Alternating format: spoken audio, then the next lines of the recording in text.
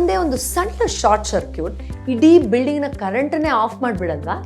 ಹಾಗೆ ನಮ್ಮ ಬೇರೆ ಎಲ್ಲ ಟ್ಯಾಲೆಂಟ್ನ ಇದೊಂದು ಸಣ್ಣ ವಿಷಯದಲ್ಲಿ ನಾವು ಯಾಮಾರಿದ್ರೆ ನಾವು ಇಡೀ ಆ ಒಂದು ಆಕ್ಟಿವಿಟಿನ ಹಾಳು ಮಾಡ್ಕೊಳ್ತಾರದ ಪರಿಸ್ಥಿತಿಗೆ ಹೊರಟೋಗ್ತೀವಿ. ನಮ್ಮ ವಿಲ್ ಪವರ್ಗಿಂತ ಸ್ಟ್ರಾಂಗ್ ಆಗಿ ಇನ್ನೊಬ್ಬರ ಹೊಟ್ಟೆ ಕಿಚ್ಚೋ, ನೆಗೆಟಿವ್ ಥಾಟ್ಸೋ, ಅಥವಾ ಕಣ್ದೃಷ್ಟಿನೋ, ಅಥವಾ ನಿಮ್ಗೆ ಹಾಳು ಮಾಡಬೇಕು ಅಂತ ಅವ್ರು ಪ್ಲಾಟ್ ಮಾಡಿರೋ ಪ್ಲ್ಯಾನೋ ಸ್ಟ್ರಾಂಗ್ ಅಂತ ನಾವು ಆಲ್ರೆಡಿ ನಂಬಿಟ್ಟಿರ್ತೀವಿ. ಆತ್ಮದ ಶಕ್ತಿ ಸುಪ್ರೀಂ ಪವರ್ ಜೊತೆ ಕನೆಕ್ಟ್ ಆಗಿದೆ. ಅದೊಂದು ಇನ್ಫೈನೈಟ್ ಸೋರ್ಸ್ ಆಫ್ ಎನರ್ಜಿ. ಆ ಎನರ್ಜಿಯ ಮುಂದೆ ಯಾರ್ದೋ ಒಬ್ಬರದು ಲೋ ಫ್ರೀಕ್ವೆನ್ಸಿ ಎನರ್ಜಿ ನಿಜವಾಗ್ಲೂ ಸ್ಟ್ರಾಂಗರ? ಈ ಫೀಲಿಂಗ್ ನಾನು ಏನು ಇವಾಗ ಹೇಳ್ಕೊಡ್ತಾ ಇದ್ದೀನಿ, ಇದನ್ನ ಹೈಯೆಸ್ಟ್ ಎನರ್ಜಿ ಇರೋ ಫೀಲಿಂಗ್ ಅಂತ ಪ್ರೂವ್ ಮಾಡಿದ್ದಾರೆ.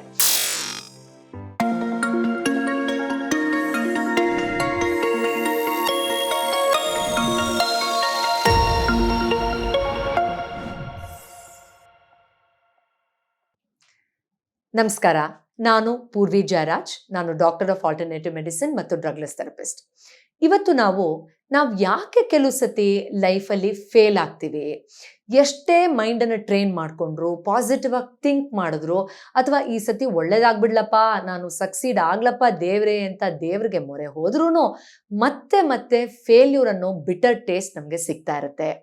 ಈ ಒಂದು ವಿಶಸ್ ಸೈಕಲಿಂದ, ಈ ಲೂಪಿಂದ ನಾವು ಹೇಗೆ ಹೊರಗಡೆ ಬರಬಹುದು, ಇದಕ್ಕೆ ಸಂಬಂಧಪಟ್ಟ ಹಾಗೆ ಮೈಂಡ್ ಪ್ರೋಗ್ರಾಮಿಂಗ್ ಅಥವಾ ಟ್ರೈನಿಂಗ್ ಮಾಡ್ಕೊಳ್ಬಹುದಾ, ಮಿರಾಕ್ಲೆಸ್ ಆಗಿ ಈ ಒಂದು ಸೈಕಲಿಂದ ಹೊರಗಡೆ ಬರಬಹುದಾ, ಅರ್ಥ ಮಾಡ್ಕೊಳ್ಳೋಣ ಬನ್ನಿ.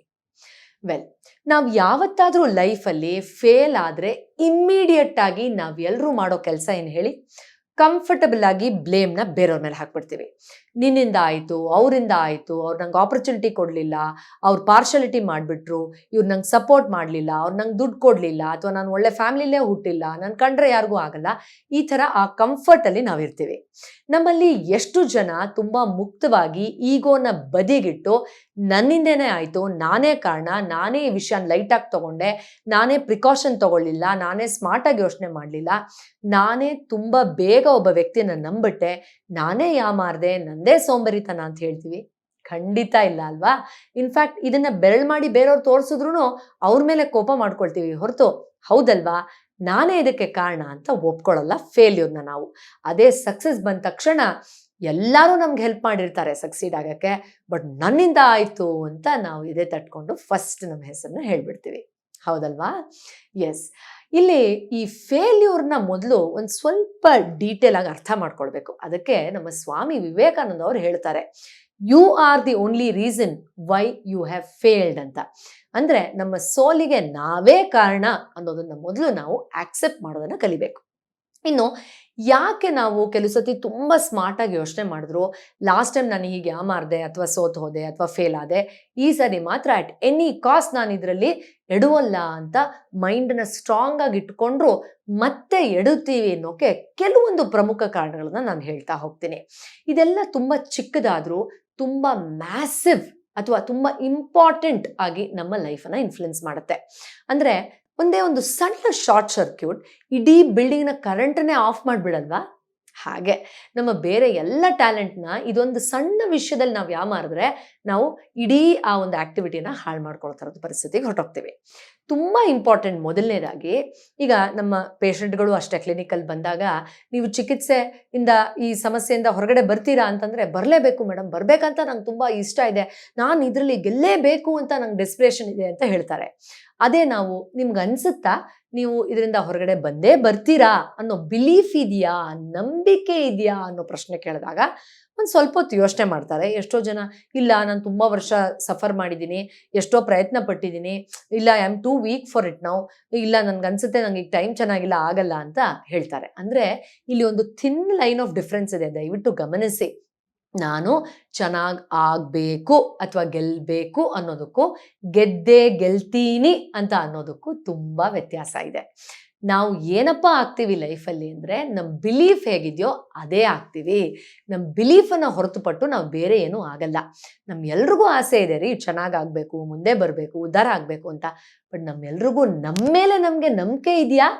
ಎಸ್. ಈ ಪ್ರಶ್ನೆಗೆ ಎಲ್ಲರೂ ಉತ್ತರ ಸರಿಯಾಗಿ ಕೊಡೋಕ್ಕಾಗಲ್ಲ. ಬೇಕಾದ್ರೆ ನೀವು ಪ್ರಶ್ನೆ ಕೇಳ್ಕೊಳ್ಳಿ, ಹೌದಲ್ವಾ ಅಂತ ಅನ್ಸುತ್ತೆ. We are not confident enough. ಅದಕ್ಕೆ ಹಲವಾರು ಕಾರಣಗಳಿದೆ.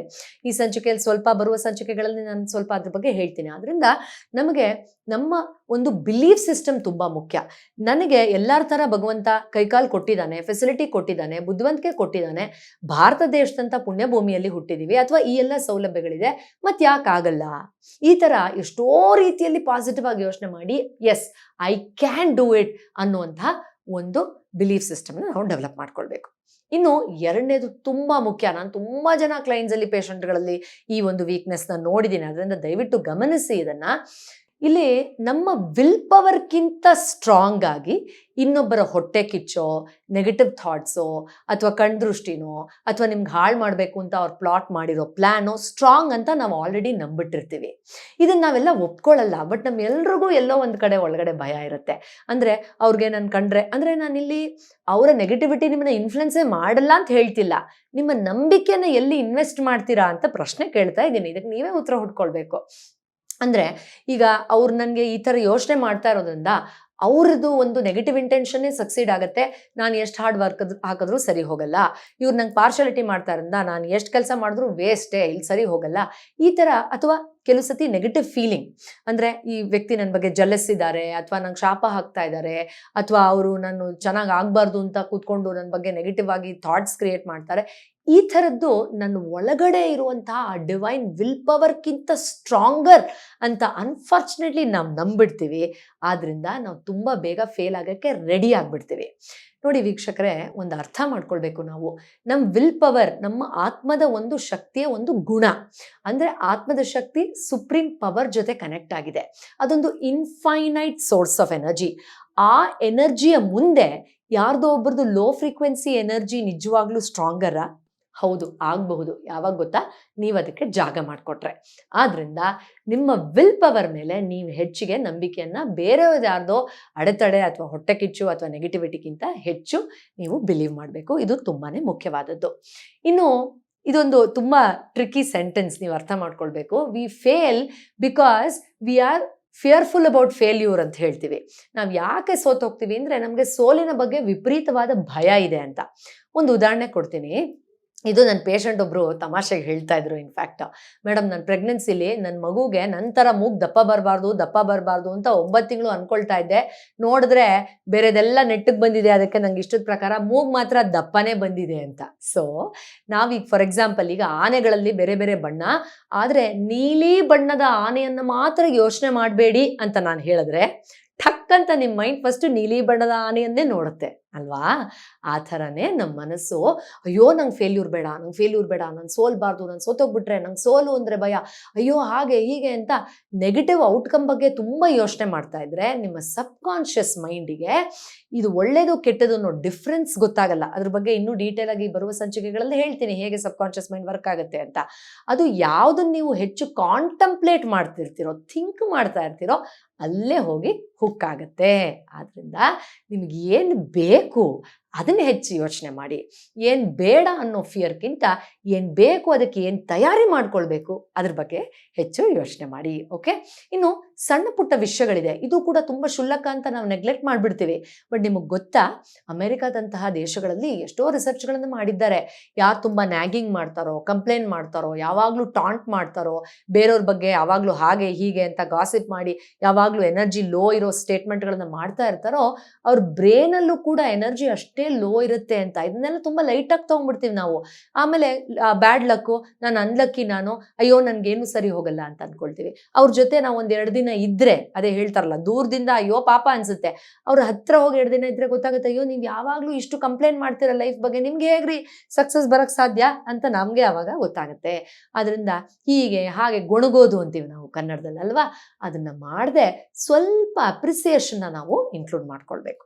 ಇದು ಕೆಲವು ಕಾರಣಗಳನ್ನ ನಾನು ಕೊಟ್ಟಿದ್ದೀನಿ. ಬರುವ ಸಂಚಿಕೆಗಳಲ್ಲಿ ಇನ್ನೂ ಮಾತಾಡೋಣ. ಇನ್ನು ಮುಖ್ಯವಾಗಿ ಹೇಗಪ್ಪ ಇದರಿಂದ ಹೊರಗಡೆ ಬರೋದು? ಹೌದು, ನಾವು ಇದನ್ನೆಲ್ಲ ಮಾಡ್ತಾ ಇದ್ದೀವಿ, ಹೇಗಪ್ಪ ಹೊರಗಡೆ ಬರೋದು ಅಂತ ನಮಗೆ ಆಲ್ರೆಡಿ ಡೌಟ್ ಬರಕ್ಕೆ ಶುರು ಆಗುತ್ತೆ. ಸೊ ಫೇಲ್ಯೂರ್ ಅಥವಾ ಸೋಲು ಅನ್ನೋದ್ರಿಂದ ಹೊರಗಡೆ ಬರೋಕ್ಕೆ ನಮ್ಗೆಲ್ರಿಗೂ ತುಂಬ ಮುಖ್ಯವಾಗಿ ಬೇಕಾಗಿರೋದು ಒಂದು ಗೋಲ್ ಪ್ಲಾನರ್. ನಾವೆಲ್ಲರೂ ಈ ಗೋಲ್ ಪ್ಲಾನಿಂಗ್ನ ಲೈಟಾಗಿ ತೊಗೊಂಡ್ಬಿಡ್ತೀವಿ. ಓ ಪರವಾಗಿಲ್ಲ, ನನಗೆ ತುಂಬ ಚೆನ್ನಾಗಾಗಬೇಕು ಅಂತಿದೆ, ಸಾಕು ನನಗಷ್ಟೇ, ದೇವರಿದ್ದಾನೆ. ಹೌದು, ದೇವರಿದ್ದಾನೆ, ಆದರೆ ನೀವು ಅದನ್ನು ಡಿಫೈನ್ ಮಾಡಬೇಕು. ಆ ಡಿಫೈನ್ ಮಾಡಲಿಲ್ಲ ಅಂದರೆ ನಮಗೆ ಯಾವ್ಯಾವ ಟ್ಯಾಲೆಂಟನ್ನು ನಾವು ಗ್ರೋ ಮಾಡ್ಕೊಳ್ಬೇಕು ಅಂತ ನಮ್ಮ ಇನ್ನರ್ ಮೈಂಡಿಗೆ ಗೊತ್ತೇ ಆಗಲ್ಲ. ಆದ್ರಿಂದ goal planning is very very important. Short term goal ಯಾವುದು, ಲಾಂಗ್ ಟರ್ಮ್ ಗೋಲ್ ಯಾವುದು, ವೀಕ್ಲಿ ಗೋಲ್ ಯಾವುದು, ಈ ತರ. ಇನ್ನು ಈ ಗೋಲ್ ಜೊತೆಲಿ ಇನ್ನೊಂದು ತುಂಬಾ ಮುಖ್ಯ ಇದೆ, ನಿಮ್ಗೆ ವಿಚಿತ್ರ ಅನ್ನಿಸ್ಬಹುದು, ನಮ್ಮ ಡಿಸ್ಟ್ರಾಕ್ಷನ್ ಲಿಸ್ಟ್ ನ ಮಾಡಬೇಕು. ಕೆಲವರು ತುಂಬಾ ಚೆನ್ನಾಗಿ ಗೋಲ್ಸ್ ಪ್ಲಾನ್ ಮಾಡ್ಕೊಳ್ತಾರೆ, ಯಾಕ್ರಿ ಇದ್ಯಾವುದು ಮಾಡ್ಲಿಲ್ಲ ಅಂದ್ರೆ, ಅಯ್ಯೋ ಡಿಸ್ಟ್ರಾಕ್ಟ್ ಆಗ್ಬಿಟ್ಟೆ ಮೇಡಮ್, ನಾನು ಅದರಿಂದ ಡಿಸ್ಟ್ರಾಕ್ಟ್ ಆದೆ, ಇದರಿಂದ ಡಿಸ್ಟ್ರಾಕ್ಟ್ ಆಗದೆ, ಸ್ವಲ್ಪ ನಾನು ಯಾವುದೋ ಒಂದು ಬ್ಯಾಡ್ ಹ್ಯಾಬಿಟ್ ಅಲ್ಲಿ ಡಿಸ್ಟ್ರಾಕ್ಟ್ ಆದೆ ಅಂತ. ಅದರಿಂದ ಡಿಸ್ಟ್ರಾಕ್ಷನ್ ಲಿಸ್ಟ್ ಮಾಡ್ಕೊಳ್ಬೇಕು ಮೊದಲು. ಆಗ ನಮಗೆ ಎಲ್ಲೆಲ್ಲಿ ನನ್ನ ಎನರ್ಜಿ ವೇಸ್ಟ್ ಆಗ್ತಾ ಇದೆ, ನಂದು ಟೈಮ್ ವೇಸ್ಟ್ ಆಗ್ತಾ ಇದೆ, ನನ್ನ ಟ್ಯಾಲೆಂಟ್ ಎಲ್ಲೆಲ್ಲಿ ವೇಸ್ಟ್ ಆಗ್ತಾ ಇದೆ. ಕೆಲವು ಸತಿ ಚಿಕ್ಕ ಚಿಕ್ಕ ವಿಷಯಕ್ಕೆ ಮನೆಯವ್ರ ಜೊತೆ ಜಗಳ ಮಾಡ್ಕೊಳ್ತಾನೆ ಎಷ್ಟೋ ಟೈಮ್ ವೇಸ್ಟ್ ಮಾಡ್ಬಿಡ್ತೀವಿ, ನಮ್ ಗೋಲ್ ಅಚೀವ್ ಮಾಡೋಕ್ಕಾಗಲ್ಲ ಅಲ್ವಾ. ಅದರಿಂದ ಡಿಸ್ಟ್ರಾಕ್ಷನ್ ಲಿಸ್ಟ್ ನ ಮಾಡ್ಕೊಳ್ಳೋದು ತುಂಬಾ ಇಂಪಾರ್ಟೆಂಟ್. ಇನ್ನು ಈ ಮೂರನೇದು ಹೇಳ್ತಿದ್ದೀನಲ್ಲ, ಇದು ನನ್ನ ಫೇವ್ರೆಟು ಆ್ಯಂಡ್ ಇದು ಮಸ್ಟ್ ಆ್ಯಂಡ್ ಶುಡ್. ನಾನು ಸಕ್ಸಸ್ ಆಗಬೇಕು, ಫೇಲ್ಯೂರಿಂದ ಹೊರಗಡೆ ಬರಬೇಕು ಅಂದರೆ ಮಸ್ಟ್ ಆ್ಯಂಡ್ ಶುಡ್, ಅದು ಕನ್ಸಿಸ್ಟೆನ್ಸಿ. ಹೌದು, ನಾವು ಯಾವುದೋ ಒಂದು ಕೆಲಸನ 3 ದಿನ 4 ದಿನ ಮಾಡಿಬಿಟ್ಟು 5ನೇ ದಿನಕ್ಕೆ ರಿಸಲ್ಟ್ಸ್ ಎಕ್ಸ್ಪೆಕ್ಟ್ ಮಾಡಿದ್ರೆ ಅದು ಸಾಧ್ಯನೇ ಇಲ್ಲ ಲಾಂಗ್ ಟರ್ಮಲ್ಲಿ ನಮ್ಮನ್ನು ಇಂಪ್ರೂವ್ ಮಾಡೋಕ್ಕೆ. ಅದರಿಂದ ಒಂದು ಡಿಸಿಪ್ಲಿನ್ನ ಫಾಲೋ ಮಾಡಿ, ಒಂದು ಟೈಮ್ ಟೇಬಲ್ ಪ್ರಕಾರ 42 ಡೇಸ್ ಮಾಡ್ತೀನಿ, 72 ಡೇಸ್ ಮಾಡ್ತೀನಿ, 3 ತಿಂಗಳು ಒಂದಿನೂ ಮಿಸ್ ಮಾಡದೆ ಮಾಡ್ತೀನಿ.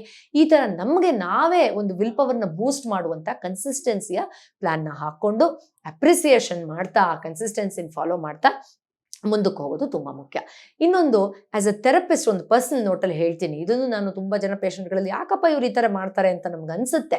ಅವ್ರಿಗೆ ಹೆಲ್ಪ್ ಕೊಟ್ಟಾಗ ತುಂಬ ಚೆನ್ನಾಗಿ ಆ ಕಾಯಿಲೆಯಿಂದ, ಮಾನಸಿಕ ಒತ್ತಡದಿಂದ, ದೈಹಿಕವಾಗಿ ಆ ಮಾನಸಿಕ ಒತ್ತಡದಿಂದ ಬಂದಿರೋ ಕಾಯಿಲೆಯಿಂದ ಹೊರಗಡೆ ಬರ್ತಾರೆ. ಅದು ಏನು ಗೊತ್ತಾ, ನೀವು ಸಕ್ಸಸ್ಫುಲ್ ಆಗೋಕ್ಕೆ ದೊಡ್ಡದೇನೋ ಹೊರಗಡೆಯಿಂದ ಬಂದು ನಿಮಗೆ ಡೆಲಿವರ್ ಆಗಬೇಕು ಅಂತ ಅಂದ್ಕೊಳ್ತೀರಲ್ಲ, ಆ ಥರದ್ದು ಯಾವ ಸಕ್ಸಸ್ಫುಲ್ ವ್ಯಕ್ತಿಗೂ ಸಿಕ್ಕಿಲ್ಲ ರೀ. ಅವ್ರಿಗೆ ಏನಿದೆಯೋ, ಎಲ್ಲಿದೆಯೋ, ಹೇಗಿದೆಯೋ ಅಲ್ಲೇ ಆಪರ್ಚುನಿಟಿಯನ್ನು ಅವರು ಕ್ರಿಯೇಟ್ ಮಾಡ್ಕೊಂಡಿದ್ದಾರೆ. ಫಾರ್ ಎಕ್ಸಾಂಪಲ್, ಇವಾಗ ನಾವು ಎಕ್ಸಾಂಪಲ್ ತಗೊಳ್ಳೋಣ. ಈಗ ಯಾರು ಓದದೇ ಇರೋರೆಲ್ಲ, ನನಗೆ ಎಜುಕೇಷನ್ ಇಲ್ಲ, ಅದರಿಂದ ನಾನು ರಿಚ್ ಆಗದೇ ಇಲ್ಲ ಅಂತ ಅನ್ಕೊಂಡಿದ್ರೆ, ಹಾಗಾದ್ರೆ ಸ್ಕೂಲ್ಗೂ ಹೋಗದೆ ಇರೋ ಎಷ್ಟೋ ಜನ ಮಲ್ಟಿ ಮಿಲಿಯನೇರ್ಸ್ ಇದ್ದಾರೆ, ಅವರೆಲ್ಲ ಹಾಗೆ ರಿಚ್ ಆಗಿರೋಕ್ಕಾಗ್ತಾ ಇತ್ತಾ? ಅಥವಾ ಅಯ್ಯೋ ನಾನು ಹಳ್ಳಿಲಿದ್ದೀನಿ, ನನಗೆ ಎಲ್ಲ ಎಜುಕೇಷನ್ ಎಲ್ಲ ಸಿಗಲ್ಲ ಅಂತ ಅನ್ಕೊಂಡಿರೋರು, ತುಂಬಾ ಹಳ್ಳಿಯಿಂದ ಒಂದು ಬೇಸಿಕ್ ಸ್ಕೂಲ್ ಫೆಸಿಲಿಟಿಯಿಂದ ಬಂದಿರೋರು ದೊಡ್ಡ ದೊಡ್ಡ ಸೈಂಟಿಸ್ಟ್ಗಳು ಆಗಿದ್ದಾರೆ ದೊಡ್ಡ ದೊಡ್ಡ ದೇಶಗಳಲ್ಲಿ. ಹಾಗಾದ್ರೆ ಅವ್ರು ಏನು ಕಾರಣ ಕೊಡಬೇಕಾಗಿತ್ತು? ಅದರಿಂದ ಇದೆಲ್ಲ ಮೈಂಡ್ ಮಾಡುವಂಥ, ನಮ್ಮನ್ನು ಫೂಲ್ ಮಾಡುವಂಥ ಕೆಲಸ ಇದು. ನಮ್ಗೆ ಏನಿದೆಯೋ, ಎಲ್ಲಿದೆಯೋ, ಹೇಗಿದೆಯೋ, ಎಲೆಕ್ಟ್ರಿಸಿಟಿ ಇಲ್ಲ ಅಂದ್ರೂ ನಾವು ಇನ್ನೇನು ಮಾಡ್ಕೋಬಹುದು, ನಮಗೆ ಸರಿಯಾಗಿ ಊಟ ಸಿಗ್ತಾ ಇಲ್ಲ ಅಂದ್ರೂ ನಾನು ಇನ್ನು ಹೇಗೆ ನ್ಯೂಟ್ರಿಷನ್ ಅಲ್ಲಿ ಫಿಲ್ ಮಾಡಬಹುದು, ಸಂಬಂಧಗಳು ಚೆನ್ನಾಗಿಲ್ಲ ಅಂದ್ರೂ ನನ್ನ ಮೈಂಡನ್ನು ಅಲ್ಲಿಂದ ಹೇಗೆ ಡಿವೈಟ್ ಮಾಡ್ಕೋಬಹುದು. ಹೀಗೆ ಎಲ್ಲಿ ಏನು ಎಕ್ಸಾಕ್ಟಾಗಿ ಒಂದು ಚೌಕಟ್ಟು ಹಾಕಿದನೋ ಭಗವಂತ ನಮಗೆ, ಅದ್ರ ಒಳಗಡೆಯಿಂದ ನೀವು ಹೇಗೆ ಆಪರ್ಚುನಿಟಿ ಕ್ರಿಯೇಟ್ ಮಾಡ್ಕೊಳ್ತೀರಾ, ಅದೇ ರೀ ನಿಮ್ಮ ಸಕ್ಸಸ್ ಸೂತ್ರ, ಬೇರೆ ಯಾವುದು ಹೊರಗಡೆಯಿಂದ ಬರೋಲ್ಲ. ಅದರಿಂದ ದಯವಿಟ್ಟು ಈ ನ್ಯಾಗಿಂಗನ್ನು ನಿಲ್ಲಿಸಿ, ಕ್ರಿಯೇಟ್ ದಟ್ ಆಪರ್ಚುನಿಟಿ ವಿದಿನ್. ಇನ್ನು ಇಮೋಷನಲ್ ಹೆಲ್ತ್ ಬಗ್ಗೆ ನಾನು ಪ್ರತಿ ಎಪಿಸೋಡಲ್ಲೂ ಹೇಳ್ತಾ ಇರ್ತೀನಿ. ಎಷ್ಟೋ ಜನ ದೊಡ್ಡ ದೊಡ್ಡ ವ್ಯಕ್ತಿಗಳು ನಮ್ಮ ಹತ್ರ, ಕೆಲವರೆಲ್ಲ VVIP ಎಲ್ಲ ಬರ್ತಾರೆ, ಅವ್ರು ಹೇಳ್ತಾರೆ ಎಲ್ಲ ಚೆನ್ನಾಗಿತ್ತು, ಎಲ್ಲ ಫೆಸಿಲಿಟಿ ಇತ್ತು, ನಾನು ಇಮೋಷನ್ಸ್ ಒಂಚೂರು ಕಂಟ್ರೋಲ್ ಮಾಡ್ಕೊಂಡಿದ್ರೆ ನಾನು ಈ ಲೆವೆಲ್ಗೆ ಬರ್ತಿರ್ಲಿಲ್ಲ ಇವತ್ತು ಅಂತ ಹೇಳ್ತಾರೆ. ಆದ್ರಿಂದ ಫೇಲ್ಯೂರ್ಗೆ ಎಷ್ಟೋ ಸತಿ ನಮ್ಮ ವಿದ್ಯೆ ಅಥವಾ ನಮ್ಮ ಫಿನಾನ್ಷಿಯಲ್ ಬ್ಯಾಕ್ಗ್ರೌಂಡು ಅಥವಾ ನಮ್ಮ ಬೇರೆ ಏನೋ ಫೆಸಿಲಿಟಿ ಅಥವಾ ನಮ್ಮದು ಎಜುಕೇಷನ್ ಸರ್ಟಿಫಿಕೇಟ್ ಅಲ್ಲ, ನಮ್ಮ ಇಮೋಷನ್ಸ್ನ ಸರಿಯಾಗಿ ಇಟ್ಕೊಂಡಿಲ್ಲ ಅನ್ನೋದೇ ನಮ್ಮ ಫೇಲ್ಯೂರ್ಗೆ ಕಾರಣ ಆಗೋಗುತ್ತೆ. ಅದರಿಂದ ದಯವಿಟ್ಟು ಭಾವನಾತ್ಮಕ ಆರೋಗ್ಯದ ಬಗ್ಗೆ ಗಮನ ಕೊಡಿ. ಆಗ ಈ ಫೇಲ್ಯೂರ್ ಮತ್ತೆ ಮತ್ತೆ ಮತ್ತೆ ಆಗ್ತಾ ಇದೆ ಅನ್ನೋ ಆ ಒಂದು ಏನೋ ಕಪ್ಪು ಮೊಡತರ ಆವರಿಸಿರೋ ಆ ಫೀಲ್ಡಿಂದ ನೀವೇ ಬ್ರೇಕ್ ಥ್ರೂ ಮಾಡ್ಕೊಂಡು ಹೊರಗಡೆ ಬರ್ಬೋದು. ಇನ್ನು ಇವತ್ತಿನ ಟಿಪ್, ಯಾವ ಥರ ನಮ್ಮ ಮೈಂಡನ್ನು ಪ್ರೋಗ್ರಾಮ್ ಮಾಡಿಕೊಂಡು ಈ ಥರದೊಂದು ಪ್ಯಾಟರ್ನ ಬ್ರೇಕ್ ಮಾಡ್ಬೋದು ಅಂತ ಹೇಳ್ಕೊಡ್ತೀನಿ. ಇದು ಪ್ರೂವನ್. ಈ ಫೀಲಿಂಗ್ ನಾನು ಏನು ಇವಾಗ ಹೇಳ್ಕೊಡ್ತಾ ಇದ್ದೀನಿ, ಇದನ್ನು ಹೈಯೆಸ್ಟ್ ಎನರ್ಜಿ ಇರೋ ಫೀಲಿಂಗ್ ಅಂತ ಪ್ರೂವ್ ಮಾಡಿದ್ದಾರೆ. ಅದನ್ನು ನಮ್ಮ ಹಾರ್ಟ್ ಪರ್ಫಾರ್ಮ್ ಮಾಡೋ ರೀತಿಯಲ್ಲಿ, ಬ್ರೈನ್ ಪರ್ಫಾರ್ಮ್ ಮಾಡೋ ರೀತಿಯಲ್ಲಿ, ನಮ್ಮ ಪ್ರಭಾವಳಿ ಪರ್ಫಾರ್ಮ್ ಮಾಡೋ ರೀತಿಯಲ್ಲಿ ಎಲ್ಲದರಲ್ಲೂ ಬೆನಿಫಿಟ್ನ ತೋರಿಸಿದ್ದಾರೆ. ಅದೇನು ಗೊತ್ತಾ? ಧನ್ಯತಾ ಮನೋಭಾವನೆ. ಹೌದು, 1-2 ನಿಮಿಷ ಶಾಂತವಾಗಿ ಕೂತ್ಕೊಳ್ಳಿ. ಧ್ಯಾನ ಆದಮೇಲೆ ಈ ಕ್ರಿಯೆಯನ್ನು ಮಾಡಿದ್ರೆ ಇನ್ನೂ ಒಳ್ಳೆಯದು, ಬಿಕಾಸ್ ಟ್ರಾನ್ಸಲ್ಲಿ ಅದನ್ನು ಎಕ್ಸ್ಪೀರಿಯನ್ಸ್ ಮಾಡಬಹುದು.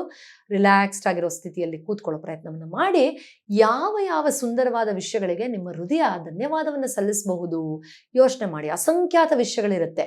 ನಮ್ಮ ಮಾತೃಭಾಷೆಗಿರಬಹುದು, ನಮ್ಮ ತಂದೆ ತಾಯಿಗಿರಬಹುದು, ನಾವು ಹಾಕೊಳ್ಳೋ ಬಟ್ಟೆಗಿರಬಹುದು, ನಮ್ಮ ಕ್ಲೈಮೇಟು, ನಾವಿರೋ ಸಿಟಿಲಿರೋ ಕ್ಲೈಮೇಟ್ ಎಷ್ಟೋ ದೇಶದಲ್ಲಿ ಇಲ್ಲ ಅಲ್ವಾ ಇರಬಹುದು, ಅಥವಾ ನಮ್ಮ ಇಂಟೆಲಿಜೆನ್ಸ್ ಇರಬಹುದು, ನಮ್ಮ ಅಂಗಾಂಗಗಳು ಚೆನ್ನಾಗಿ ಪರ್ಫಾರ್ಮ್ ಮಾಡ್ತಾ ಇರೋ ವಿಷಯ ಇರಬಹುದು. ಅದರಿಂದ ಬರ್ತಾ ಇರೋ ಆ ಗ್ರ್ಯಾಟಿಟ್ಯೂಡಿಂದ ಬರ್ತಾ ಇರೋ ಪಾಸಿಟಿವಿಟಿಯೇ ನಿಮ್ಮ ಲೈಫಿನ ಒಂದು ಸಕ್ಸಸ್ಸಿಗೆ ಬೇಕಾಗುವಂಥ ಒಂದು ಮೇಜರ್ ಎನರ್ಜಿ ಅನ್ನೋ ಥರ ಅದನ್ನು ಎಕ್ಸ್ಪ್ಯಾಂಡ್ ಮಾಡಿ. ನೀವು ಅದನ್ನು ನೋಡ್ತಾ ಎನರ್ಜಿ ಮ್ಯಾಗ್ನಿಫೈ ಆಗುತ್ತೆ. ನಾನು ನಿಮಗೆ ಬರುವ ಸಂಚಿಕೆಯಲ್ಲಿ ಅಬ್ಸರ್ವ್ ಮಾಡೋ ಆ ಥಿಯರಿನ ಹೇಳ್ಕೊಡ್ತೀನಿ. ಅಬ್ಸರ್ವ್ ಮಾಡ್ತಾ ಮಾಡ್ತಾ ಅದರದ್ದು ಎನರ್ಜಿನ ಇಂಟೆನ್ಸಿಫೈ ಮಾಡ್ಕೋಬಹುದು.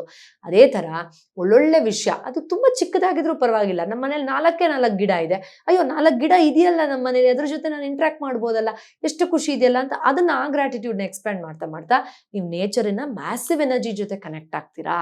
ಹಾಗೆ ನಿಮ್ಮ ಪಾಸಿಟಿವಿಟಿಯನ್ನು ಜಾಸ್ತಿ ಮಾಡಿಕೊಂಡು, ಹೌದು ಇಷ್ಟೆಲ್ಲ ಇದೆ ಅಂದಮೇಲೆ ನಾನು ಕೂಡ ವಿನ್ ಆಗ್ಬೋದು, ಐ ಆಮ್ ಅ ವಿನ್ನರ್ ಅನ್ನೋ ಬಿಲೀಫ್ ಸಿಸ್ಟಮ್ ಬರುತ್ತೆ. ಆಗ ನಾವು ಸೋಲು ಅನ್ನುವ ಕಹಿ ಅನುಭವದಿಂದ ಗೆಲುವು ಅನ್ನೋ ಸಿಹಿ ಅನುಭವಕ್ಕೆ ನಾವೇ ನಡ್ಕೊಂಡು ಹೋಗಬಹುದು. ಏನಂತೀರಾ? ಟ್ರೈ ಮಾಡ್ತೀರಾ ಅಲ್ವಾ? ಮುಂದಿನ ಸಂಚಿಕೆಯಲ್ಲಿ ಮತ್ತೊಮ್ಮೆ ಭೇಟಿ ಆಗ್ತೀನಿ ಇನ್ನೊಂದು ಔಷಧ ರಹಿತ ಚಿಕಿತ್ಸೆಯ ಸಲಹೆ ಜೊತೆ. ಎಲ್ರಿಗೂ ಒಳ್ಳೆಯದಾಗಲಿ. ನಮಸ್ಕಾರ. ಪ್ರತಿ ಕ್ಷಣದ ಸುದ್ದಿಗಳಿಗಾಗಿ ವಿಸ್ತಾರ ನ್ಯೂಸ್ ಆಪ್ ಡೌನ್ಲೋಡ್ ಮಾಡಿ. ವಿಸ್ತಾರ ನ್ಯೂಸ್, ನಿಖರ ಜನಪರ.